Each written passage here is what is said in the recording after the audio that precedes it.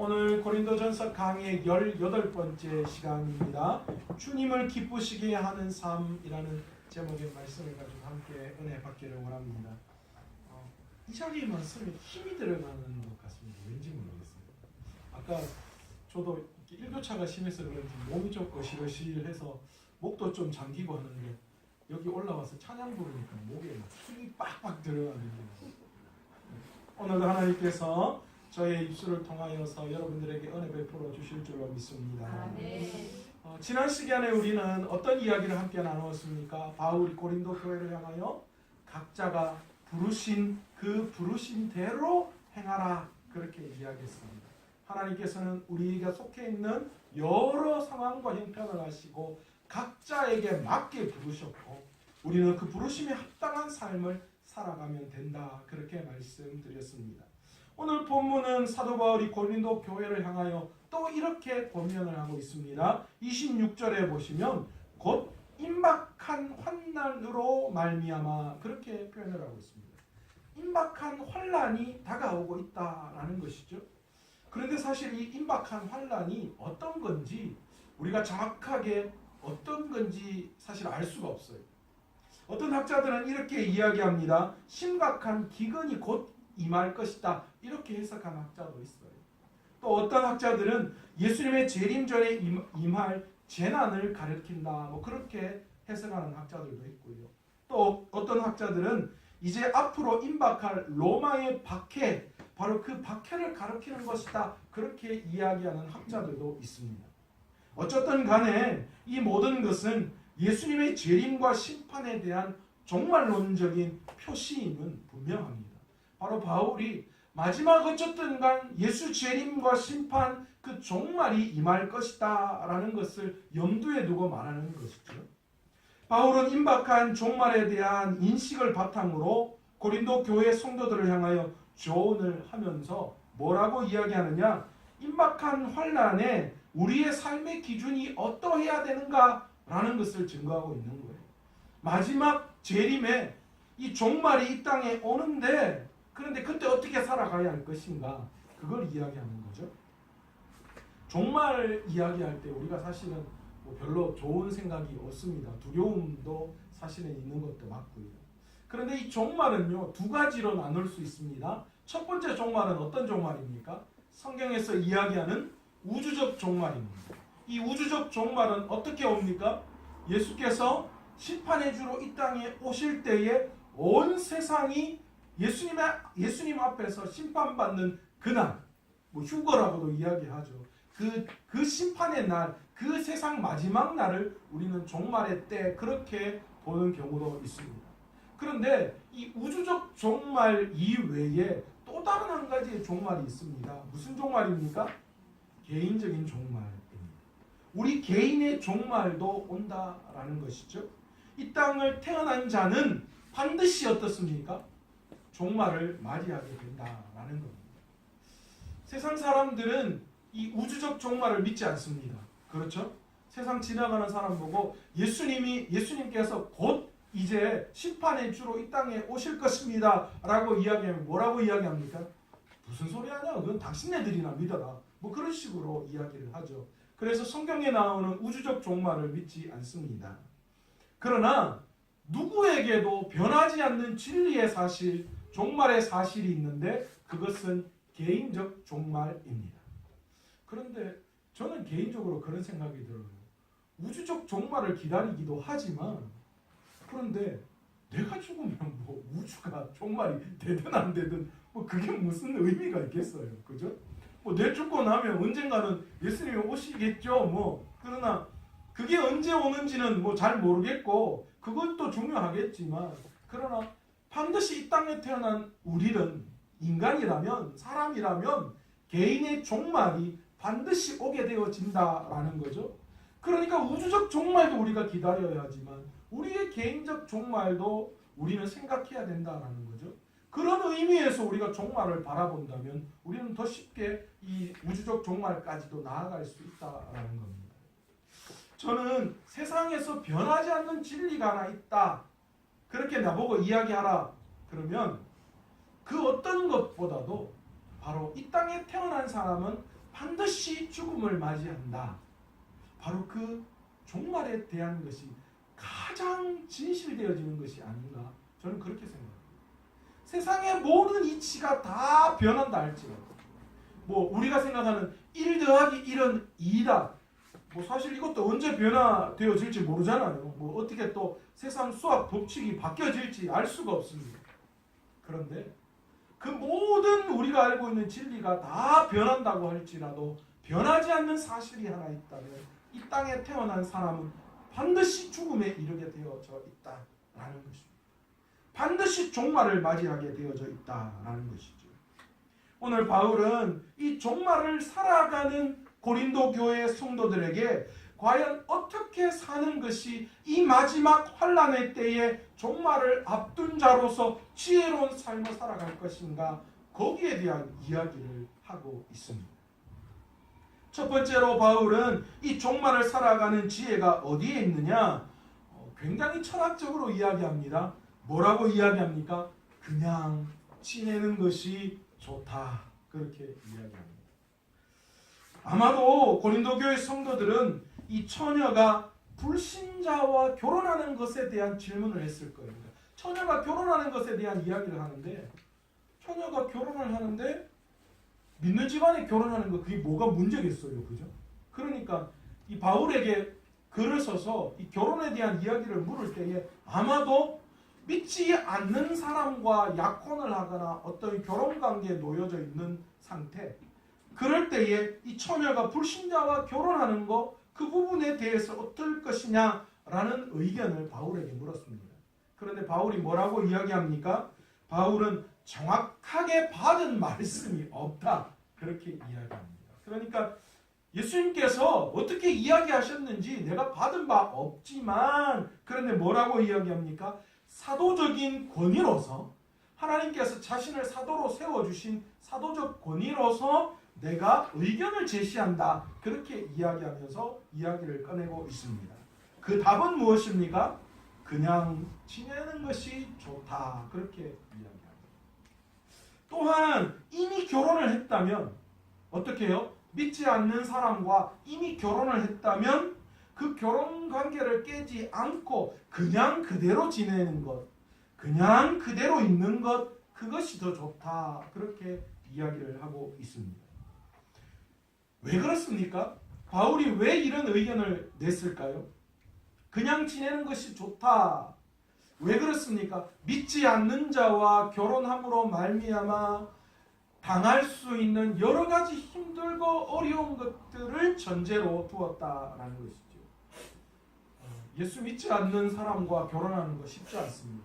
남편이 되었든 아내가 되었든, 뭐 아내가 교회 다니면 남편을 전도하는 게 훨씬 더 쉽다, 뭐 그렇게 이야기하는 분도 계시고요.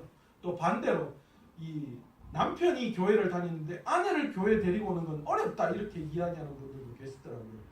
근데 제가 두 경우를 다 봤는데요, 다 어렵습니다. 뭐 하나 쉬운 건 없어요. 다 어렵습니다.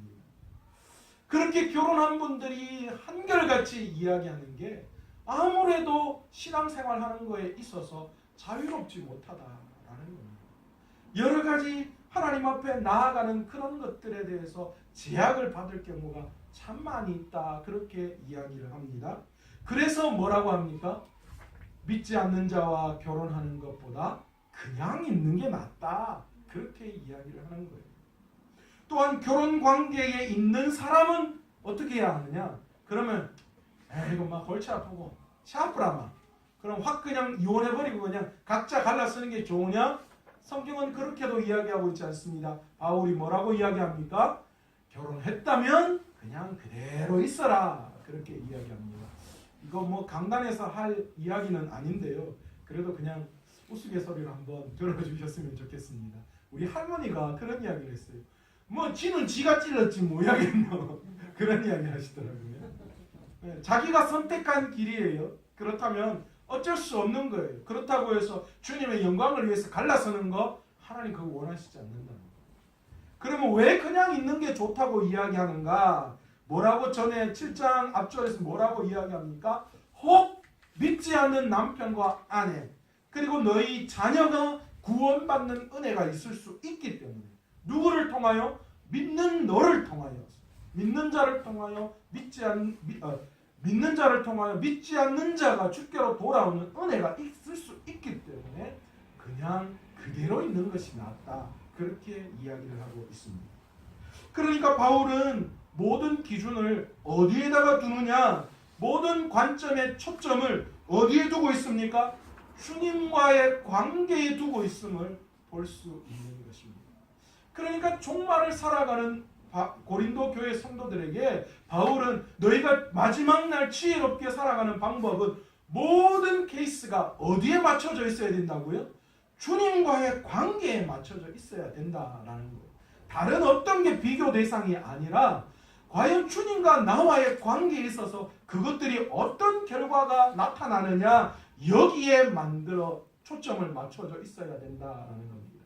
그것이 마지막을 살아가는 바로 그리스도인 우리들에게도 하시는 말씀인 줄로 믿습니다. 우리가 이 땅을 살아가면서 우리는 어떤 거에 초점을 맞춰져 있습니까? 대부분 사람과 사람과의 관계에 초점을 맞춰져 있고요. 또 믿지 않는 사람들은 어떻습니까? 여러 가지 권력과 물질과 이런 것이 그 관계에 모든 초점이 되어져 있어요. 그러니까 돈이 된다 하면 어때요? 몰려가가지고 문제가 되죠. 우리나라 그 농사 짓는 거 보면 그런 현상들 많이 나타나죠. 한 해 배추가 금값이면 그 다음에는 어떻게 됩니까? 배추가 엉값 되는 거예요. 감이 좋다 하니까 온데 진영에 감을 다 만들어가지고 그냥 감값이 그냥 뚝 떨어져가 경쟁력이 없이 되어져 버렸다라고 이야기하잖아요. 그러니까 모든 관계의 중심이 세상 사람들은 사람, 물질, 권력 이런 것에 관계에 초점이 맞춰져 있지만 그러나 오늘 바울은 우리에게 뭐라고 이야기하느냐? 너희가 앞으로 종말을 맞이하게 될 건데 그 종말에 지혜롭게 살아가는 방법은 다른 것이 아니라 나와 주님과의 관계가 어떤지 모든 것이 그것이 중심이 되어져야 한다라는 것입니다. 그러니까 모든 결정을 할 때 주님과 나와의 관계 그것을 생각하라 그렇게 이야기합니다. 여러분은 어떤 결정을 내릴 때 어떻게 생각하십니까? 여러분은 어떤 중요한 결정을 내릴 때 주님과 나와의 관계를 먼저 생각하십니까? 쉽지 않아요. 목사님 저도 사실은 뭔가를 결정해야 될 상황이 딱 되면 먼저 뭘 생각합니까? 세상적인 그런 요령과 방법, 이게 뭐가 나한테 더 이익이 될까, 덕이 될까, 이걸 생각하는 게 사실 저희들입니다. 그런데 그렇게 선택했을 때 어떤 결과가 나타납니까? 잘 되면 괜찮은데 못 될 경우도 있잖아요. 잘 되면 뭐 좋지만 못 되면 어떻습니까? 낙심하고 좌절하는 게 우리의 인생입니다. 그런데 우리가 어떤 결정을 내릴 때 주님과 나와의 관계에 초점을 맞춰서 결정하면 때로는 실망스럽고 때로는 낙심되는 결과가 오더라도 어떻습니까? 낙심합니까? 좌절합니까? 그렇게 될 수 없습니다. 왜요? 주님과 나와의 관계 속에서 때로는 그것이 내 눈앞에 무언가 좋지 않은 결과로 나타날 수도 있겠지만 그러나 더 먼 개념으로 바라봤을 때 하나님은 그 쓴 뿌리도 나에게 더 이익이 되는, 더 힘이 되어지는 그런 결과를 낳을 때가 너무 많이 있기 때문입니다. 나중에 돌아보면 그 당시에는 죽도록 힘들고 어려운 상황이었지만 시간이 지나서 그 상황을 볼 때에 그랬구나. 역시 하나님은 살아계시구나. 역시 하나님은 매 순간순간 나에게 가장 좋은 것을 허락해 주신 분이 맞구나. 이렇게 고백할 수 있는 거예요. 그런데 주님과 나와의 관계에 초점을 맞추지 않는다면 내 눈앞에 보여지는 것이 이익이라 할지라도 그것이 결코 이익이 아닐 경우가 있다는 거예요. 여러분, 그러니 우리가 이렇게 생각할 수 있어요. 내가 무언가 결정을 했는데 세상적인 것으로 어떤 결정을 내려서 지금 당장 나에게 큰 수익이 돌아온다 하더라도 그것이 단순히 그냥 하나님 감사합니다. 하나님 축복 주셔서 감사합니다. 이렇게 감사할 게 아닐 수도 있다라고 우리는 생각해야 됩니다. 지금 당장 내 눈앞에 일어난 감사의 거리가 감사가 아닐 수도 있다는 거예요. 반대의 경우도 있습니다. 지금 당장 내 눈앞에 쓴 잔, 정말 시린 아픔이 있을지라도 그런데 그게 시린 아픔과 고통으로 끝나지 않고 그 시린 아픔과 고통이 지금 당장 나에게 축복일 경우도 있다는 거예요.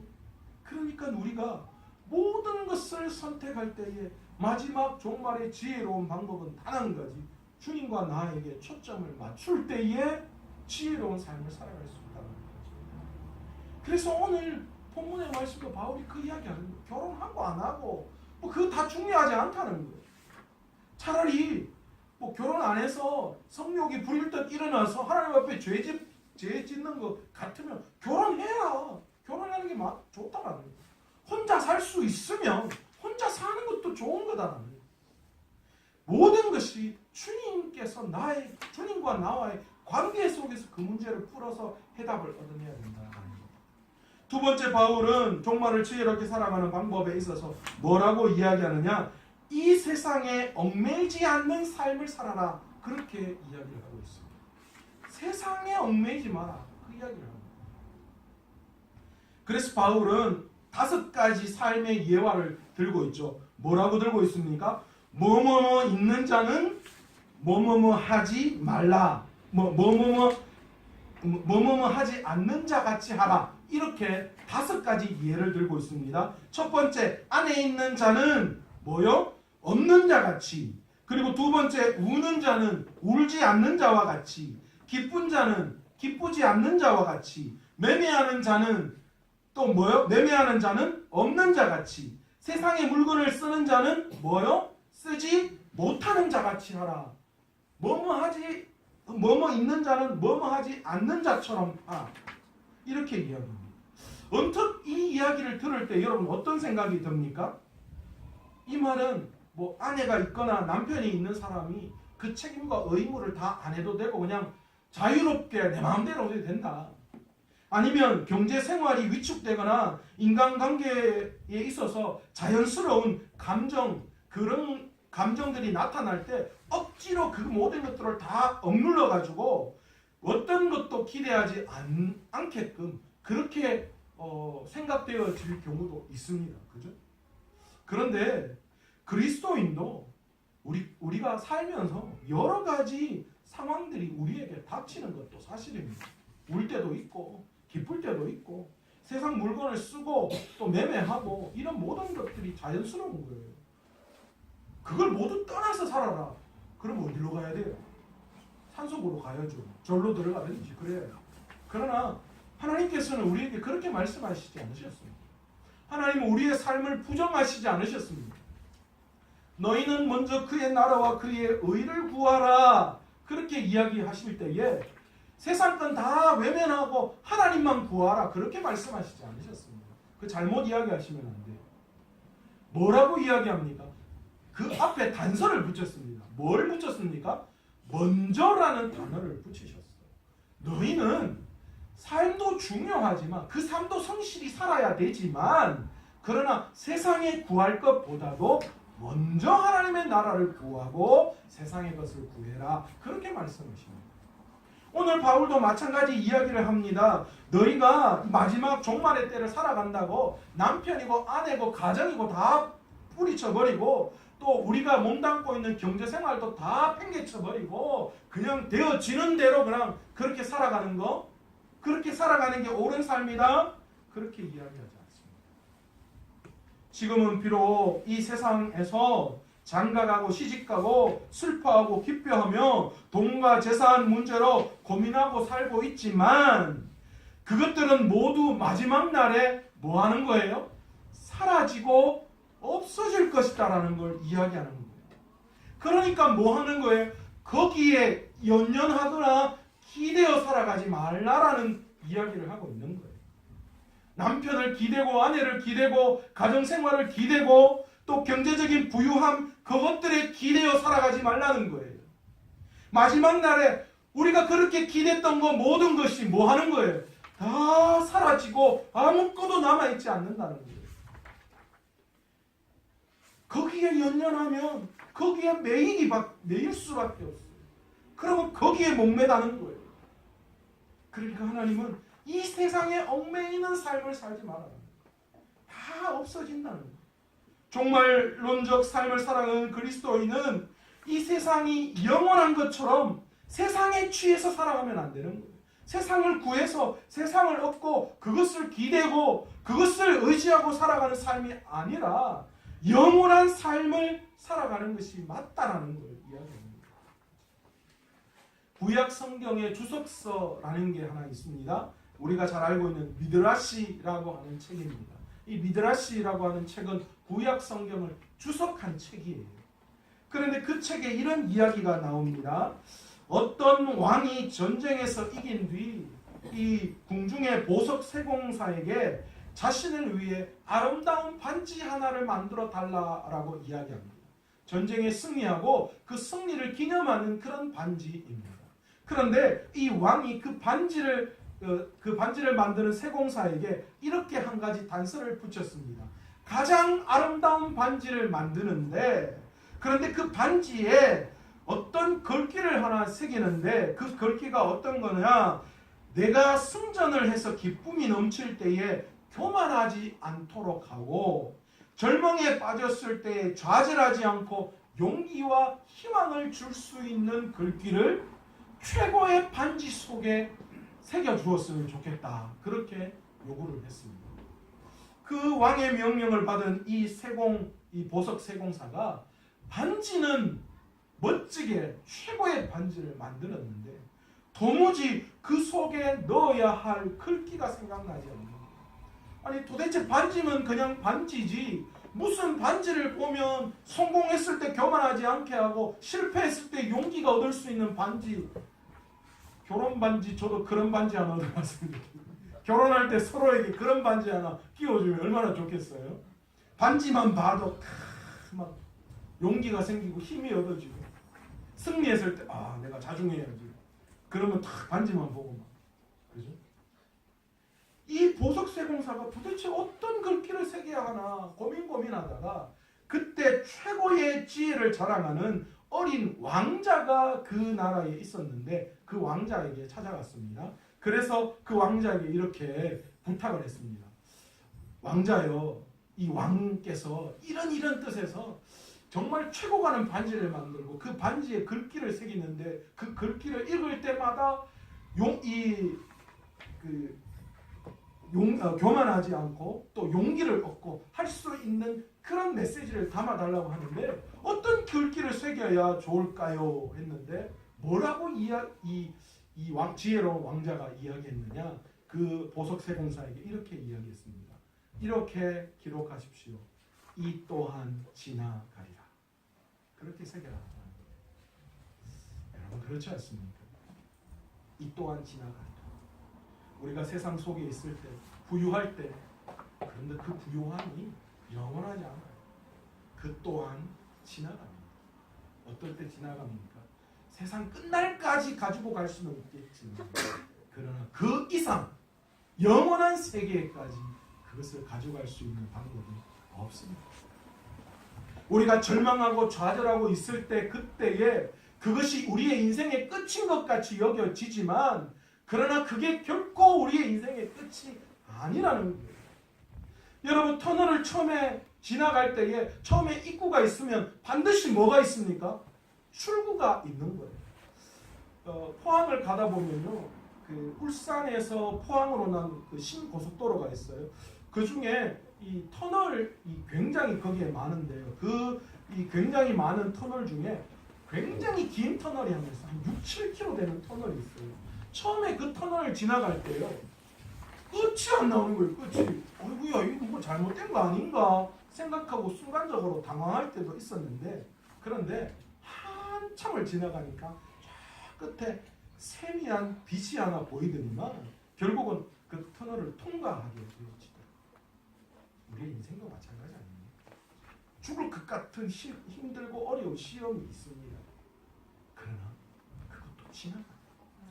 입구가 있으면 출구가 반드시 있다라는 거예요. 이 세상의 어떤 영화도 결국은 지나가고 영원한 것이 없습니다. 다 잊혀집니다. 그 어떤 괴로움의 계절도 결국은 다 지나가고 만다는 거예요. 그날 그해 여름 2018년 여름 죽도록 더웠는데 그런데 며칠 상간에 추워가지고 제가 저희 사무실 저기가 햇빛이 안 들어와가지고요.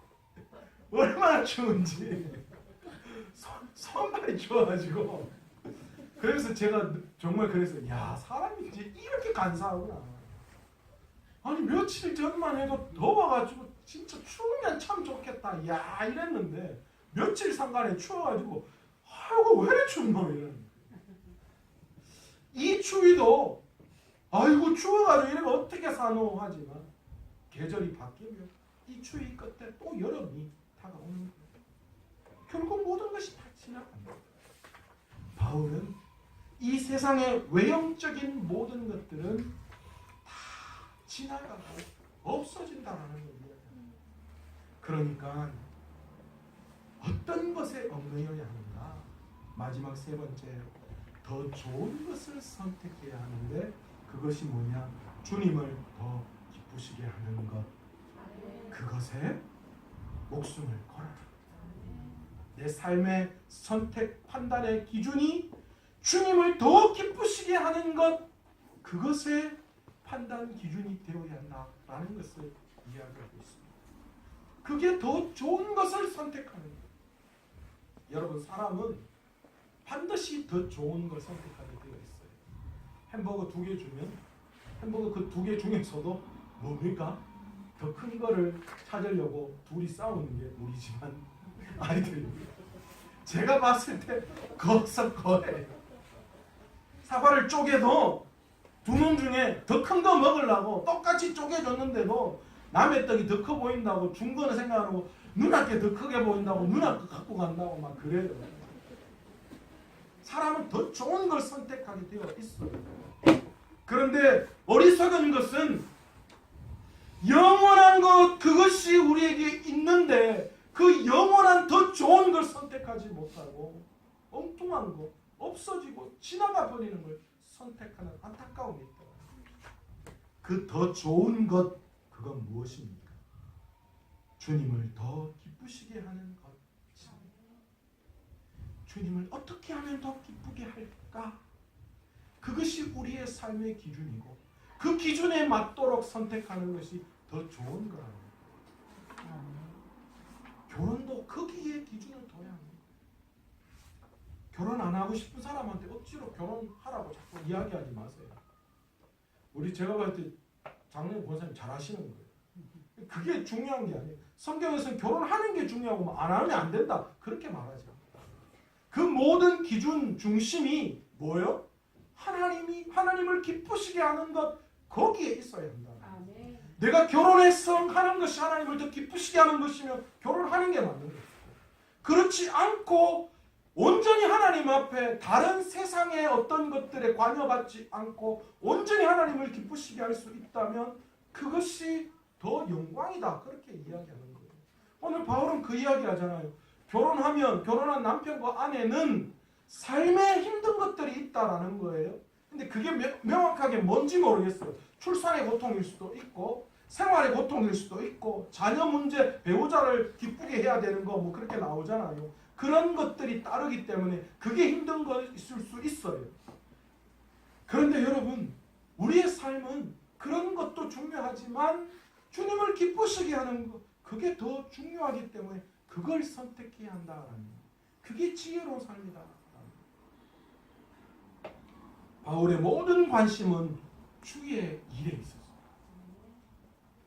그것을 통해 주님을 기쁘시게 하는 삶, 더 잘 살 수 있고 못 사느냐의 기준이 세상이 아니라 내 선택, 내 관심이 어디에 더 있느냐 그게 더 중요하다라고 이야기합니다.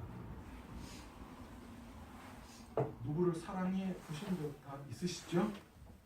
제가 중학교 때 짝사랑한 선생님이 하나 있었습니다. 수학 선생님이었어요. 저 수학 선생님 좋아했어요. 수학 선생님을 좋아한 저는 수학을 잘했을까요? 못했을까요? 굉장히 잘했습니다. 왜요? 수학 선생님한테 잘 보여야 되잖아요. 그러니까 저는 학교 가는 이유는 단 한 가지예요. 수학 시간에 수학 선생님 앞에서 문제를 잘 풀어서 칭찬받는 거. 그게 제 그거였어요. 그래서 뭐 수학 시간 들면 앞에 나가서 맨 먼저 그거 풀라고요. 엄청나게 노력 많이 했거든요. 공부 많이 했거든요. 사실 제가 중학교 수학 3년 동안 내내 한 10개 정도도 안 틀렸을 거예요. 놀래야 할 때 많이 안 놀래면 제가 더 놀랍니다. 여러분도 물론 뭐 다 잘하셨겠죠. 중학교 때 뭐 수학 다 그냥 뭐 다 90점씩 다 많이 받으셨겠죠. 근데 저는 그게 대단한 거였어요. 제 온통 생각은 학교를 가거나 집에 있거나 하면 온통 수학 공부를 어떻게 잘해서 선생님에게 칭찬받을까 거기에 있었던 거예요. 여러분 우리 삶도 마찬가지 아닙니까? 내가 세상에 관심을 두고 세상의 것에 관심이 있으면 여러분 하나님을 기쁘시게 할 수가 없어요. 그러나 내가 하나님에게 관심이 있으면 하나님을 기쁘시게 할 수 있다는 거예요. 그렇기 때문에 하나님과 나와의 관계에 초점을 맞춰야 되고 세상의 헛된 것에 얽매이지 말아야 됩니다. 그래야 주님을 더 기쁘시게 할 수 있는 삶을 살아갈 수 있는 것입니다. 우리의 삶의 중심, 우리의 삶의 행동, 우리의 삶의 모든 생각 거기에서의 결정이 하나님을 기쁘시게 하는 것 거기에 맞춰질 수 있는 저와 여러분 되시길 간절히 축원합니다. 인간의 제일 되는 목적 그것이 웨스트민스터 소요리 문답에 뭐라고 기록되어져 있습니까? 우리 학습세례 공부하면 제1번으로 가장 중요하기 때문에 그거 가르칩니다. 제1번 뭐라고 되어 있습니까? 인간의 제일 되는 목적 하나님을 영화롭게 하고 그분을 영원토록 뭐 하는 거예요? 즐거워하는 것. 그것이 우리의 삶의 목적입니다. 다시 말해서 뭐 하는 거예요? 주님을 기쁘시게 하는 삶을 살아가는 것. 그것이 우리의 삶의 목적이고 우리의 삶의 모든 판단 기준이 되어야 한다는 것입니다. 오늘 말씀처럼 바울이 오늘 고린도 교회 성도들에게 이야기한 그 말씀, 우리에게 하신 말씀인 줄 믿습니다. 많은 일들이 있지만 영원한 건 하나도 없고 다 지나간다. 그러기에 오늘도 주님과 나와의 관계 속에 세상에 얽매이지 않고 주님을 기쁘시게 하는 것을 선택하며 나아갈 수 있는 저와 여러분의 삶이 되시길 간절히 축원합니다.